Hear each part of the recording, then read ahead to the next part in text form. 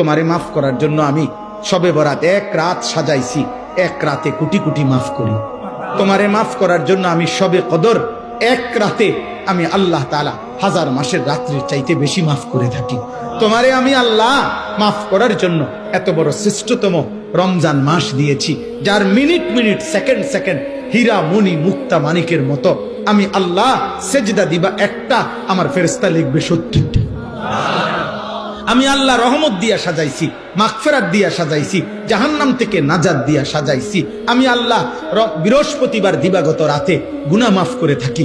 প্রত্যেক দিন তাহাজ্জুদ নামাজের ওয়াক্তে গভীর রাতে কোটি কোটি বান্দা আমি মাফ করি। তাহলে মাফ করার জন্য প্রতিদিন রাত্রে ঠিক করছি, বৃহস্পতিবার রাত্রে ঠিক করছি, শবে বরাত ঠিক করছি, শবে কদর ঠিক করছি, পুরাটা রমজান ঠিক করছি। এছাড়াও বান্দা 90 বছরের গুনাহ নিয়েও যদি কেউ আসে, আমি আমার বন্ধুকে বলছি, বন্ধু যদি সে সত্যিকার তওবা করে আমি একসাথে মাফ করে দেব। আসমান পরিমাণ গুনাহ নিয়ে আসলে মাফ করে দেব, পাহাড় পরিমাণ গুনাহ নিয়ে আসলে মাফ করে দেব, জমিনের বালুকণা পরিমাণ গুনাহ নিয়ে আসলে আমি মাফ করে দেব।